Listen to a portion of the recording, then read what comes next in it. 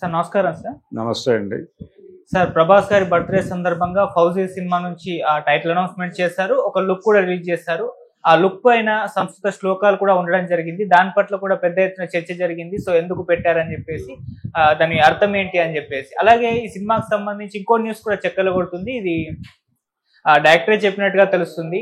ఆ కర్ణుడు పాండవుల వైపు ఉంటే యుద్ధం ఏ స్థాయిలో ఉండేది, ఎలా ఉండేది, దాన్ని దృష్టిలో ఉంచుకొని ఈ సినిమా కథ రూపొందిందని కూడా చెప్పడం జరిగింది. సో వీటన్నిటిని కూడా దృష్టిలో ఉంచుకొని చూస్తే అసలు ఎలా ఉండబోతుంది, దేశభక్తి ప్లస్ డివోషనల్ టచ్, ఏం చెప్తారు సార్ ఈ సినిమా గురించి, ఈ లీక్ అయిన వీటి గురించి? లీక్ అయినది ఏం లేదండి. ఆయన 40ల నాటి ఒక యుద్ధ గాథ అంటున్నాడు. అంటే దాన్ని ఎలా నడుపుతాడు అనేది పక్కన పెడితే, ధర్మం కోసం యుద్ధం చేయటం లాంటి కార్యక్రమం ఏదో జరుగుతుంది అక్కడ అనేది అర్థమవుతుంది. ధర్మం కోసం యుద్ధం చేసేటువంటి ఒక సైనికుడిగా ఆయన్ని చూపించే ప్రయత్నం. రెండోది, కర్ణుడు పాండవుల తరఫున యుద్ధం చేసుంటే అనటంలో ఒక ఇబ్బందికరమైనటువంటి పరిస్థితి ఉంది. ఆ పరిస్థితి ఏంటంటే, బ్రాడ్గా ఇతని అభిప్రాయం కౌరవుల్ని అంతం చేయటం. ఓకే, కౌరవులు ఎలాగూ అంతమయ్యారు, కర్ణుడు అక్కడే ఉన్నా అంతమయ్యారు, లేకపోయినా అయ్యేవారే. దానికి సహకరించిన వాడు కృష్ణుడే వ్యూహకర్త. కృష్ణుడు నిర్వహించిన యుద్ధాన్ని, కృష్ణుడు ఆర్గనైజ్ చేసిన యుద్ధాన్ని పాండవులు చేసి కౌరవుల మీద విజయం సాధించారు. ఆయన ఆయుధమును ధరింప అనే ఓ పద్యం ఉంటుంది పాండవోద్యోగ విజయాల్లో. అందులో దివాకర్ల వెంకటావధాని గారు రాశారు ఆ పద్యం. ఆ ప్రకారం ఆయన ఆయుధం పట్టుకోకుండా ఊరికనే ఒక పక్కన కూర్చుని సలహా చెప్తాను అని చెప్పే యుద్ధంలోకి వెడతాడు. వెళ్ళి యుద్ధం మొత్తాన్ని తనే నడుపుతాడు. ఈ అశ్వత్థామ హతః కుంజరః అనే మాట చెప్పమనే సలహా కూడా కృష్ణుడే చెప్తాడు. అలా అదొక క్యారెక్టర్ భారతంలో. కర్ణుడి క్యారెక్టరు, దాని మీద రకరకాల వివరణలు ఉన్నాయి. కర్ణుడి మీద వ్యతిరేకతతో మాట్లాడే వాళ్ళు ఉన్నారు, కర్ణుడిని పాజిటివ్గా చూసిన వాళ్ళు ఉన్నారు. ఆయన సుక్షత్రియ వంశంలో పుట్టి సూర్య భగవానుడి పుత్రుడాయన. సూర్య భగవానుడికి కుంతీదేవికి పుట్టినటువంటి ఒక బిడ్డ దళితుడిగా పెరగాల్సి రావడం, అది అతనికి తెలియదు, ఎవరికీ తెలియదు. అతను దళితుడు కావటం వలన విద్యకి దూరుడిగా బతుకుతాడు. పరశురాముడు అతనికి విద్య నేర్పి, నువ్వెవరు అని అడుగుతాడు. అడిగి నువ్వు నాకు, అంటే ఇతను బ్రాహ్మణుడేమో అనుకుంటాడు. ఆయన అనుకుంటే అతనికి తొడలో ఒక పురుగు తొలిచి వేస్తున్నా ఈయనకి నిద్రాభంగం అవుతుందని ఆ నొప్పిని తట్టుకుంటాడు. నువ్వు ఆ నొప్పి తట్టుకున్నావంటే నువ్వు అది కాదు, నువ్వు బ్రాహ్మణుడివి కాదు, ఇంకేదో, కాబట్టి నన్ను మోసం చేశావని శపిస్తాడు. ఇది ఒక స్టోరీ కర్ణుడికి సంబంధించి. పరశురామ శాపం, అలాగే భూతల్లి శాపం, ఇలా 100 శాపాలు ఉంటాయి ఆయనకి. ఈ 100 శాపాల మధ్యలో ఆయన యుద్ధం చేసే ప్రయత్నం చేస్తాడు. ఈ యుద్ధంలో ఆయన ఓడిపోయాడు అనేది వాస్తవం. అయితే ఆయన పాండవుల తరఫునుంటే ఏం జరిగేది అనే దానిలో పెద్దగా అర్థమేం ధ్వనించదు. అయితే ఆయన్ని పాండవుల వైపు నిలబెట్టడం కోసం ఒక ప్రయత్నం అయితే జరిగింది. కుంతీదేవి వెళ్ళి అడుగుతుంది కదా ఆయన్ని, బాబు నువ్వు ఇటువైపు రావాలి, నువ్వు నాకు మొదటి కొడుకువి అంటుంది. అంటే నేను నీకు మొదటి కొడుకునని నువ్వు ఎప్పుడు చెప్తున్నావు తప్ప, ఆ రోజు కౌరవ సభలో నన్ను అవమానపరుస్తుంటే నన్ను ఆదుకున్నది దుర్యోధనుడు తప్ప నువ్వు కాదు. నువ్వు ఆ రోజే నిలబడి చెప్పాలి కదా అతను నా కొడుకే అని. అంటే నేను నా సభలో చూసినప్పుడే అనుకున్నాను, నేను పోల్చుకున్నాను అంటుంది ఆవిడ. పోల్చుకున్న విషయం చెప్పాలి కదా నువ్వు ప్రపంచానికే అంటాడు ఆయన. చెప్పకుండా నువ్వు సైలెంట్గా ఉండిపోయావు. అతను నన్ను ఆదుకున్నాడు, నిలబెట్టాడు, నా చేతిలో అంగరాజ్యాన్ని పెట్టాడు. కాబట్టి నేను ఎవరికి లొంగి ఉండాలి, ఎవరికి విధేయంగా ఉండాలి నీకు కాదు, అతనికి ఉండాలి. అందుకని అతని వైపు నిలబడతాను. పైగా నేనున్నాను అనే ధైర్యంతో ఉన్నాడు ఆయన. ఇప్పుడు నేను అతనికి ద్రోహం చేసి వచ్చి నీ బిడ్డల పక్షాన చేరి ఏదో బాగుకుందామని ట్రై చేయడం స్వార్థం అవుతుంది. అందుకని నాకు ఆ గోల వద్దు. ఉంటానా పోతానా అనేది వేరే గొడవ. కానీ నేను అతని వైపే యుద్ధం చేస్తాను. కాకపోతే ఒక హామీ ఇవ్వగలను, నువ్వు కష్టపడి వచ్చి ఈ నిజాలని నాకు చెప్పి నా ముందు కన్నీళ్లు పెట్టుకుని రిక్తహస్తాలతో నిన్ను పంపించడం నాకు బాధే. అందుకని నీ బిడ్డల్లో మిగిలిన 4 జోలికి నేను వెళ్ళను, అర్జునుడిని మాత్రం వదలను.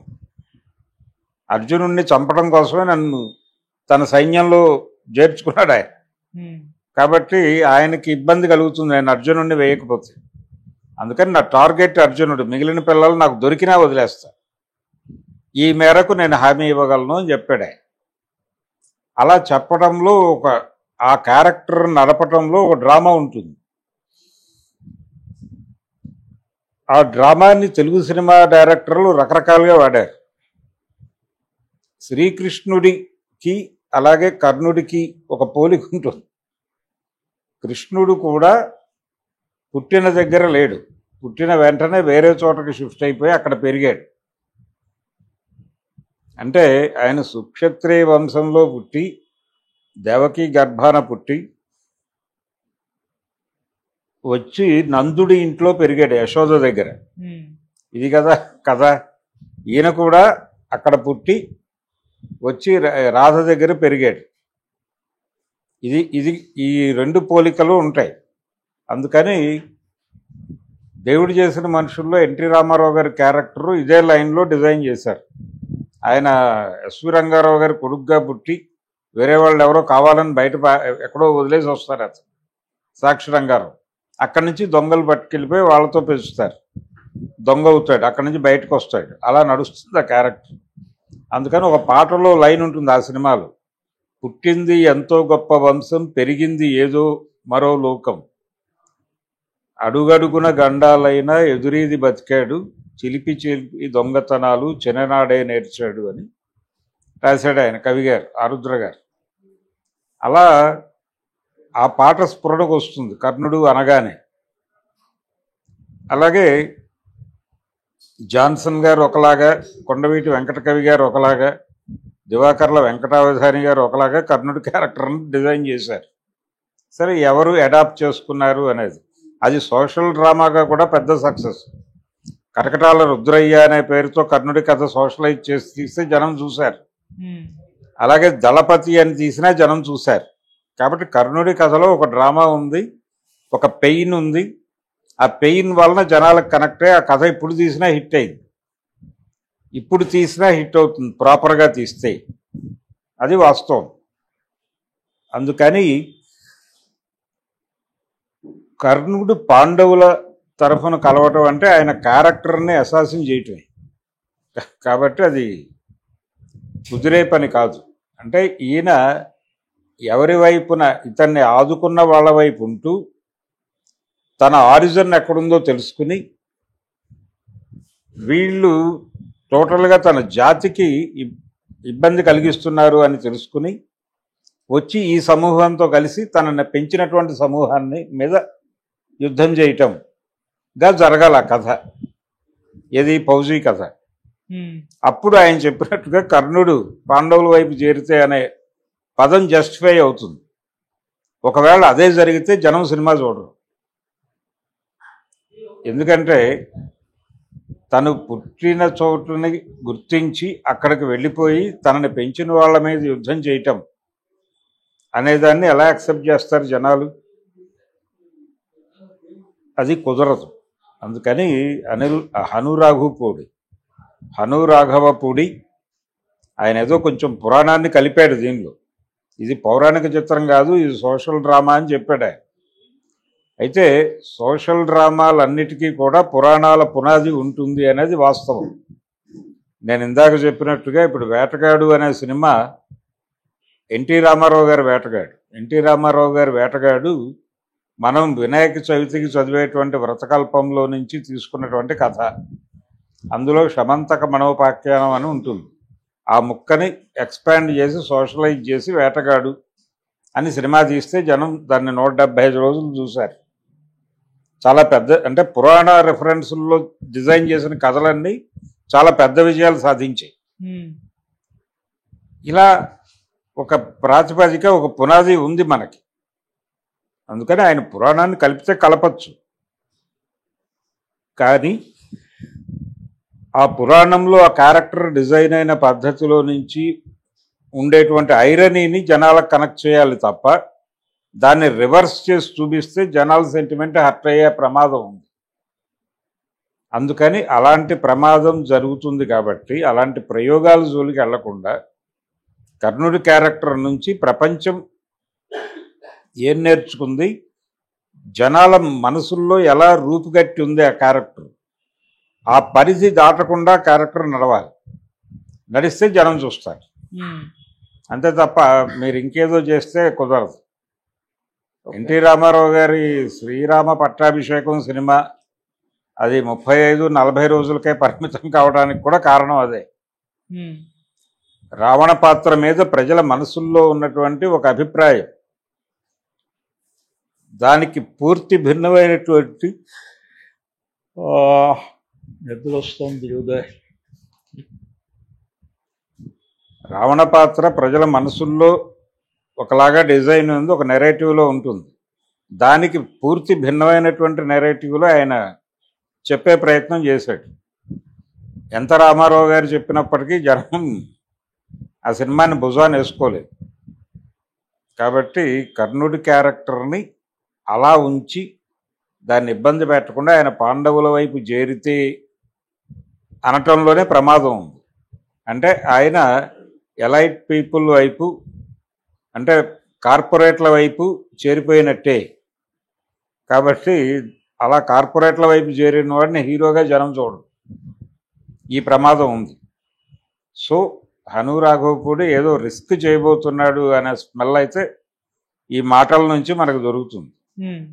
ఏదేమైనా ఫౌజీ సినిమా మీద ఆ స్టిల్, అంటే ఆయన లుక్ రివీల్ చేస్తూ వేసిన దాని మీద ఎందుకు గీతా శ్లోకాలు ఉన్నాయి అంటే దీనిలో ఒక చిన్న కనెక్షన్ ఉంటుంది లేండి అంటే సరిపోయేది. దాన్ని వివరించే ప్రయత్నం చేసేసరికి జనాలు ఎలా ఉన్నారంటే, ఒక మాట బయటకు వస్తే అది ఎందుకు బయటకు వచ్చింది, ఏ సందర్భంలో బయటకు వచ్చింది, ఈ సందర్భంలో బయటకు వస్తే దీని సెన్స్ అది అయి ఉంటుంది, ఆ సందర్భంలో వచ్చింటే దాని సెన్స్ అది అయి ఉంటుంది అని ఆలోచించుకునేంత పరిపక్వ స్థితిలో జనాలు ఉన్నారు. ఈ టైంలో ఏది మాట్లాడినా చాలా జాగ్రత్తగా 4 చేత్తో పట్టుకుని మాట్లాడాలి. అలా మాట్లాడకపోతే ప్రమాదాలు జరుగుతాయి. అలాంటి ఒక యాక్సిడెంట్ ఏరియాలోకి హను రాఘవపూడి చేరుకున్నాడు ఇప్పుడు. అదేమో పెద్ద ప్రాజెక్ట్, దాని గురించి జాగ్రత్తగా ప్రజలకు చెప్పాలి. అలా కమ్యూనికేట్ చేసి వాళ్ళని మెప్పించి ఒప్పించి ఆ తర్వాత సినిమా రిలీజ్ చేయాలి. మరి ఇదంతా ప్రాపర్గా అయ్యి ఆ సినిమా రిలీజ్ అయ్యి ఆయనకి ఏదన్నా లాభాలు తెస్తుందా, ఏం తెస్తుందా, ఆయన కెరియర్ని ఎలా నడుపుతుంది అనేది భవిష్యత్తులో చూడాలి. కాన్ఫిడెంట్గా ఇది బీభత్సమైన హిట్ అవుతుంది అని చెప్పే పరిస్థితి అయితే ఇప్పుడు కనిపించటం లేదు. అలాగే ఆయన ఫౌజీ సినిమాకి సంబంధించి ఒక విషయం రివీల్ చేస్తూ, ఇది బ్రిటిష్ కాలంలో జరిగేటువంటి 40 అన్నాడు ఆయన, బ్రిటిష్ కాలంలో జరిగేటువంటి ఒక రాజకీయ, తాత్విక, సామాజిక అంశాలు ఇవన్నీ మాట్లాడాడు. అంటే ఆ నేపథ్యంలో దీనిలో కొంత దేశభక్తి అంటే బ్రిటిష్ వ్యతిరేకతతో పాటు కొంత ఈ ఇప్పుడు జరుగుతున్నటువంటి జాతీయవాద ట్రెండ్ ఒకటి ఉంది. ఈ జాతీయవాద ఆలోచన ధోరణులు కూడా క్యారెక్టర్లో ప్రతిఫలించే ఛాన్సెస్ ఉన్నాయి అని మనకి అర్థం చేయించాడు ఆయన. గతంలో తీసినటువంటి సీతారామం అనే సినిమా చూసాం మనం. అందులో కూడా కొంత జాతీయవాద ధోరణి కనిపిస్తుంది ఆ సినిమాలో. అంటే ఆ హీరోయిన్ క్యారెక్టర్నే ఆయన తను హిందూగా ఎంటర్ అయ్యి అతనితో ప్రేమ నడుపుతూ ఫైనల్గా తను ముస్లింగా ఎక్స్పోజ్ అవుతుంది. అది స్టోరీ దానిలో. అలా కాకుండా అదే కథని ఏదో అవసరం చేత దేశభక్తితోనే ఏదో మిషన్లో భారతదేశం కోసం పనిచేస్తున్నటువంటి ఒక ముస్లిం తన పేరు హిందువుగా పెట్టుకుని అమ్మాయికి పరిచయమై, హిందూ అమ్మాయికి పరిచయమై, అలా నెమ్మదిగా తను ఎవరు అనేది రివీల్ చేస్తే ముస్లింగా తేలి అతన్ని నేను ఇప్పటికీ ప్రేమిస్తున్నాను అని ఈ అమ్మాయి వెళ్ళి అతన్ని పెళ్లి చేసుకుంటే దాన్ని ప్రపంచం రిసీవ్ చేసుకుంటుందా లేదా అనేటువంటి క్రైసిస్ ఏమైనా అనుభవించాడా అతను? అలా చేయటానికి ఎందుకు ధైర్యం చేయలేదు? అలా చేసుంటే వెరైటీగా ఉండేది కదా సినిమా. ఎందుకు చేయలేదు అని అనుకుంటే అతనికి ఒక పరిధి ఉంది అనేది అర్థమవుతుంది. అతను ఒక బాక్స్లో ఉన్నాడు. ఆ బాక్స్ యాజ్ ఇట్ ఈస్గా ఇప్పుడు ఇక్కడ కూడా రిఫ్లెక్ట్ అవుతుంది. అందుకని ఇక్కడ కూడా కొంత హిందుత్వ గొడవ నడిచే ప్రమాదం ఉంది. అందుకని ఈ రకమైనటువంటి ఆలోచనలతో తీసిన సినిమాలు ప్రస్తుత మార్కెట్లో ప్రాపర్గా జనాల్ని పట్టుకోలేకపోతున్నాయి అనేది కూడా వాస్తవమే. అందుకని ఈ సినిమా భవిష్యత్తు మీద నిన్నటి వరకు ఉన్నటువంటి కాన్ఫిడెన్స్ ఎందుకనో ఇతని మాటలు విన్న తర్వాత ఆ కాన్ఫిడెన్స్ కలగటం లేదు. అది పరిస్థితి. Okay sir, thank you sir. Thank you.